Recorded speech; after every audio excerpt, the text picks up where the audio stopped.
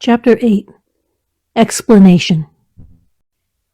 So far as I could see, all the world displayed the same exuberant richness as the Thames Valley.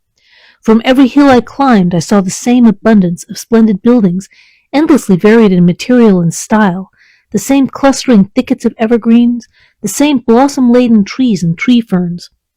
Here and there water shone like silver, and beyond, the land rose into blue, undulating hills, and so faded into the serenity of the sky. A peculiar feature which presently attracted my attention was the presence of certain circular wells, several, as it seemed to me, of a very great depth. One lay by the path up the hill which I had followed during my first walk. Like the others, it was rimmed with bronze, curiously wrought and protected by a little cupola from the rain. Sitting by the side of these wells and peering down into the shafted darkness, I could see no gleam of water, nor could I start any reflection with a lighted match. But in all of them I heard a certain sound, a thud, thud, thud, like the beating of some big engine. I discovered from the flaring of my matches that a steady current of air set down the shafts. Further, I threw a scrap of paper into the throat of one, and instead of fluttering slowly down, it was at once sucked swiftly out of sight. After a time, too, I came to connect these wells with tall towers standing here and there upon the slopes, for above them there was often just such a flicker in the air as one sees on a hot day above a sun-scorched beach. Putting things together, I reached a strong suggestion of an extensive system of subterranean ventilation, whose true import it was difficult to imagine. I was at first inclined to associate it with the sanitary apparatus of these people. It was an obvious conclusion, but it was absolutely wrong. And here I must admit that I learned very little of drains and bells and modes of conveyance and the like conveniences during my time in this real future. In some of these visions of utopias and coming times which I have read, there is a vast amount of detail about building and social arrangements and so forth. But while such details are easy enough to obtain when the whole world is contained in one's imagination, they are altogether inaccessible to a real traveler amid such realities as I found here. Conceive the tale of London which a Negro, fresh from Central Africa, would take back to his tribe. What would he know of railway companies, of social movements, of telephone and telegraph wires, of the parcels delivery company, and postal orders and the like? Yet we at least should be willing enough to explain these things to him. And even if what he knew, how much could he make his untraveled friend either apprehend or believe? Think then how narrow the gap between a Negro and a white man of our own times, and how wide the interval between myself and these of the Golden Age. I was sensible of much which was unseen, and which contributed to my comfort, but save for a general impression of automatic organization, I fear I can convey very little of the difference to your mind. In the matter of sepulture, for instance, I could see no signs of crematoria, nor anything suggestive of tombs. But it occurred to me that possibly there might be cemeteries, or crematoria, somewhere beyond the range of my explorings. This again was a question I deliberately put to myself, and my curiosity was at first entirely defeated upon the point. The thing puzzled me, and I was led to make a further remark, which puzzled me still more, that aged and infirm among this people there were none. I must confess that my satisfaction with my first theories of an automatic civilization and a decadent humanity did not long endure. Yet I could think of no other. Let me put my difficulties. The several big palaces I had explored were mere living places, great dining halls and sleeping apartments. I could find no machinery, no appliances of any kind. Yet these people were clothed in pleasant fabrics that must at times need renewal, and their sandals, though undecorated, were fairly complex specimens of metalwork. Somehow such things must be made, and the little people displayed no vestige of a creative tendency. There were no shops, no workshops, no sign of importations among them. They spent all their time in playing gently, in bathing in the river, in making love in a half-playful fashion, in eating fruit and sleeping. I could not see how things were kept going. Then again, about the time machine, something, I knew not what, had taken it into the hollow pedestal of the White Sphinx. Why? For the life of me I could not imagine. Those waterless wells, too, those flickering pillars. I felt I lacked a clue. I felt, how shall I put it? Suppose you found an inscription with sentences here and there in excellent plain English, and interpolated therewith others made up of words, of letters even, absolutely unknown to you? Well, on the third day of my visit, that was how the world of 802,701 presented itself to me. That day, too, I made a friend, of a sort. It happened that, as I was watching some of the little people bathing in a shallow, one of them was seized with cramp and began drifting downstream. The main current ran rather swiftly, but not too strongly for even a moderate swimmer. It will give you an idea, therefore, of the strange deficiency in these creatures when I tell you that none made the slightest attempt to rescue the weakly crying little thing which was drowning before their eyes. When I realized this, I hurriedly slipped off my clothes, and wading in at a point lower down, I caught the poor mite and drew her safe to land. A little rubbing of the limbs soon brought her around, and I had the satisfaction of seeing she was all right before I left her. I'd got to such low estimate of her kind that I did not expect any gratitude from her. In that, however, I was wrong. This happened in the morning. In the afternoon, I met my little woman, as I believed it was, as I was returning towards my center from an exploration, and she received me with cries of delight and presented me with a big garland of flowers, evidently made for me and me alone. The thing took my imagination. Very possibly I had been feeling desolate. At any rate, I did my best to display my appreciation of the gift.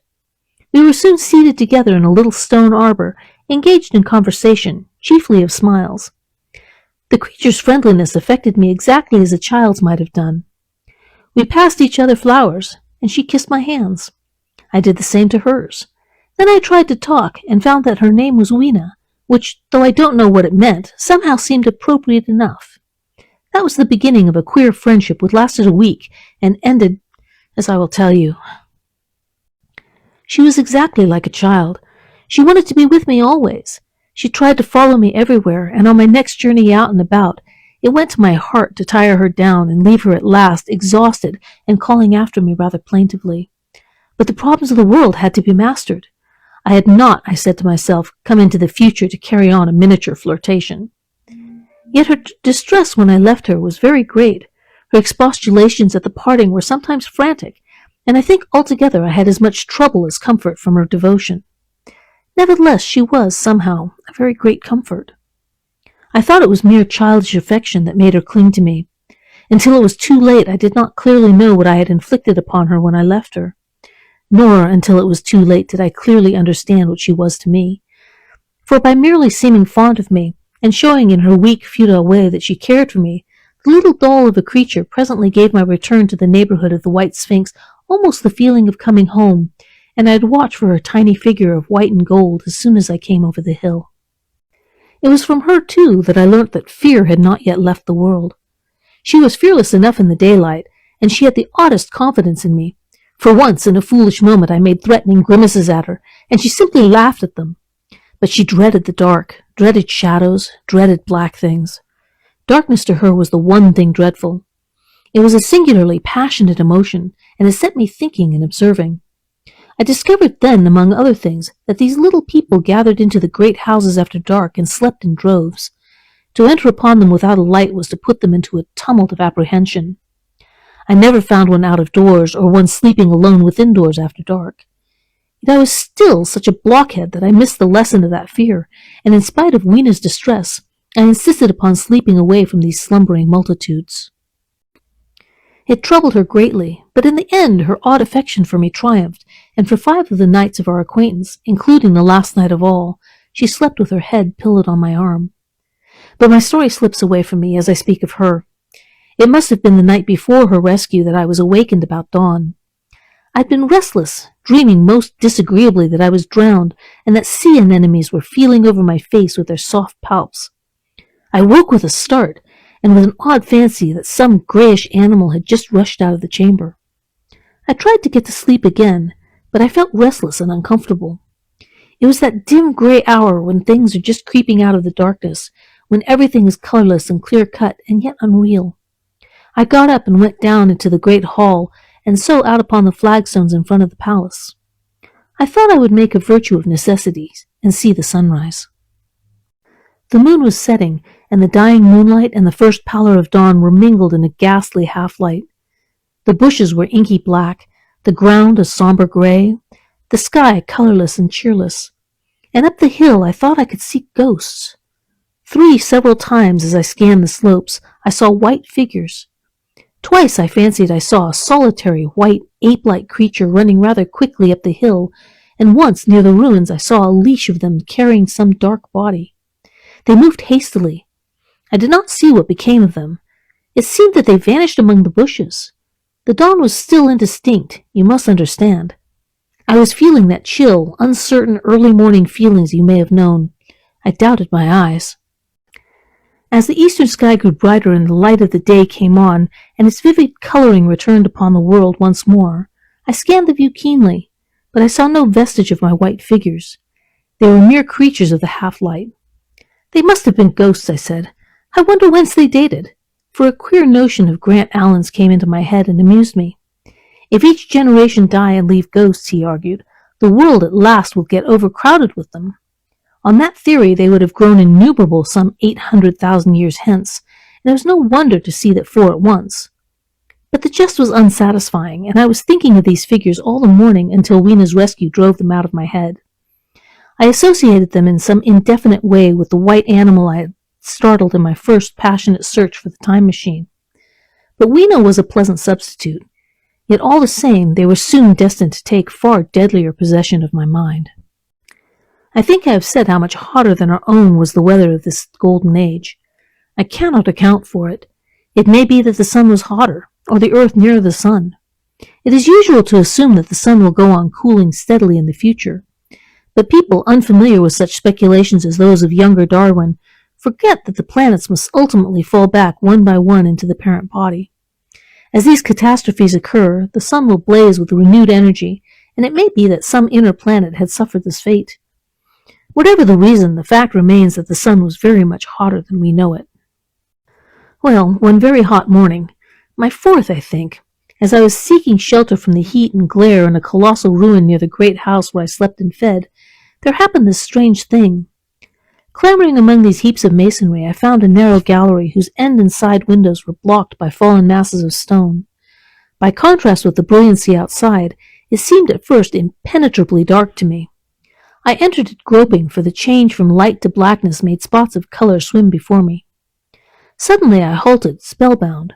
A pair of eyes, luminous by reflection against the daylight without, was watching me out of the darkness. The old instinctive dread of wild beasts came upon me.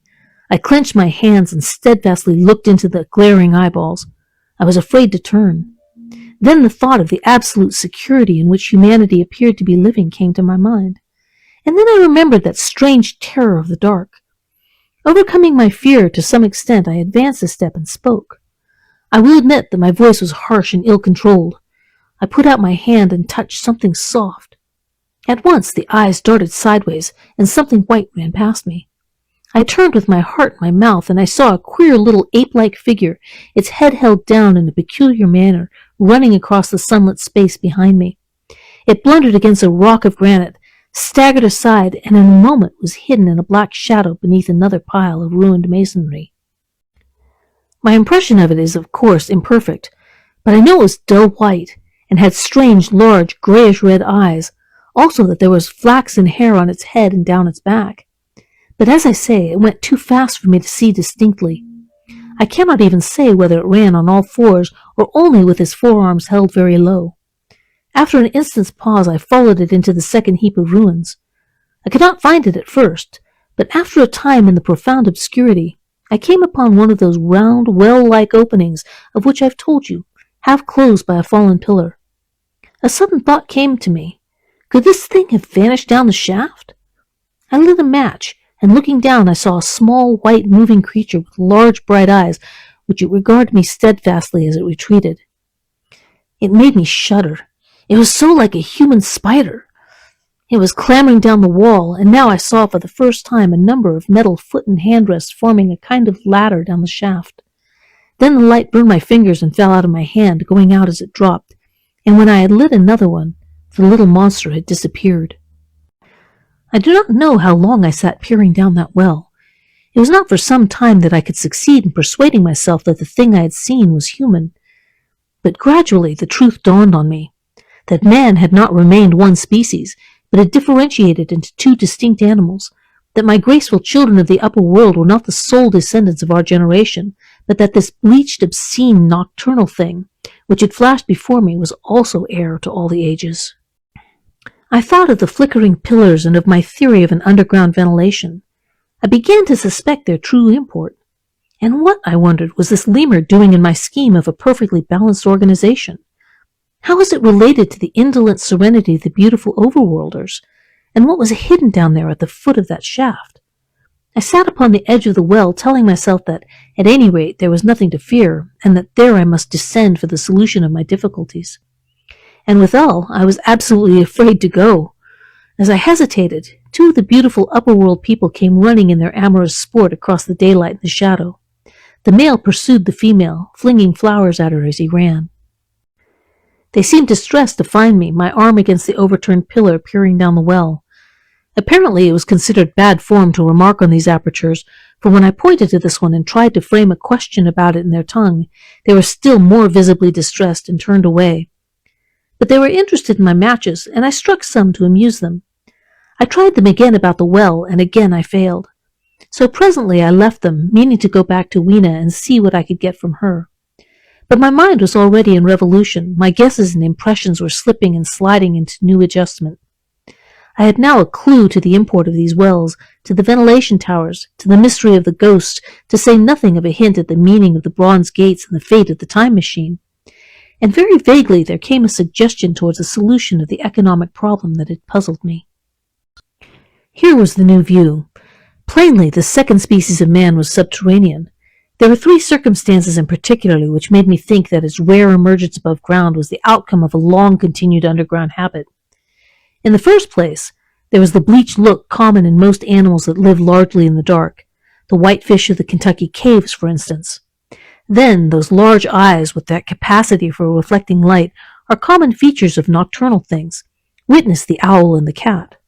And last of all, that evident confusion in the sunshine, that hasty yet fumbling awkward flight towards the dark shadow, and that peculiar carriage of the head while in the light, all reinforce the theory of an extreme sensitivity of the retina.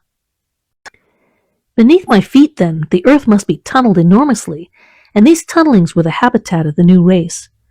The presence of ventilating shafts and wells along the hill slopes, everywhere in fact except along the river valley, showed how universal were its ramifications. What so natural, then, as to assume that it was this artificial underworld that such work as was necessary to the comfort of the daylight race was done? The notion was so plausible that I at once accepted it, and went on to assume the how of this splitting of the human species. I dare say you will anticipate the shape of my theory, though for myself I very soon felt that it fell far short of the truth. At first, proceeding from the problems of our own age, it seemed clear as daylight to me that the gradual widening of the present, merely temporary and social differences between the capitalist and the laborer was the key to the whole position. No doubt it will seem grotesque enough to you, and wildly incredible. And yet even now there are existing circumstances to point that way. There is a tendency to utilize underground space for the less ornamental purposes of civilization. There's the Metropolitan Railway in London, for instance. There are new electric railways, there are subways, there are underground workrooms and restaurants, and they increase and multiply. Evidently, I thought, this tendency had increased till industry had gradually lost its birthright in the sky. I mean that it had gone deeper and deeper into larger and ever larger underground factories, spending a still increasing amount of its time therein, till, in the end, even now does not an East End worker live in such artificial conditions as practically to be cut off from the natural surface of the earth? Again, the exclusive tendency of richer people, due no doubt to the increasing refinement of their education and the widening gulf between them and the rude violence of the poor, is already leading to the closing, in their interest, of considerable portions of the surface of the land. About London, for instance, perhaps half the prettier country is shut in against intrusion, and the same widening gulf, which is due to the length and expense of the higher educational process and the increased facilities for and temptations towards refined habits on the part of the rich, will make that exchange between class and class, that promotion by intermarriage which at present retards the splitting of our species along the lines of social stratification, less and less frequent. So in the end, above ground you must have the haves, pursuing pleasure and comfort and beauty, and below ground the have-nots, the workers getting continually adapted to the conditions of their labor. Once they were there, they would no doubt have to pay rent, and not a little of it, for the ventilation of their caverns, and if they refused, they would starve or be suffocated for arrears. Such of them as were so constituted as to be miserable and rebellious would die, and in the end, the balance being permanent, the survivors would become as well adapted to the conditions of underground life and as happy in their way as the overworld people were to theirs. As it seemed to me, the refined beauty and the etoliated pallor followed naturally enough. The great triumph of humanity I had dreamed of took a different shape in my mind. It had been no such triumph of moral education and general cooperation as I had imagined. Instead, I saw a real aristocracy, armed with a perfected science and working to a logical conclusion the industrial system of today. Its triumph had not been simply a triumph over nature, but a triumph over nature and the fellow man. This, I must warn you, was my theory at the time. I had no convenient cicerone from the pattern of the utopian books. My explanation may be absolutely wrong. I still think it is the most plausible one. But even on this supposition, the balanced civilization that was at last attained must have long since passed its zenith, and was now far fallen into decay. The too perfect security of the overworlders had led them to a slow movement of degradation, to a general dwindling in size, strength, and intelligence. What I could see clearly enough already. What had happened to the undergrounders I did not yet suspect, but from what I had seen of the Morlocks, that, by the by, was the name by which these creatures were called, I could imagine that the modifications of the human type were even far more profound than among the Eloi, the beautiful race that I already knew. Then came troublesome doubts. Why had the Morlocks taken my time machine? For I felt sure it was they who had taken it. Why, too, if the Eloi were masters, could they not restore the machine to me? And why were they so terribly afraid of the dark? I proceeded, as I have said, to question Weena about this underworld, but here again I was disappointed. At first she would not understand my questions, and presently she refused to answer them. She shivered as though the topic was unendurable. And when I pressed her, perhaps a little harshly, she burst into tears. They were the only tears except my own I ever saw in that golden age. When I saw them, I ceased abruptly to trouble about the Morlocks, and was only concerned in banishing these signs of her human inheritance from Weena's eyes.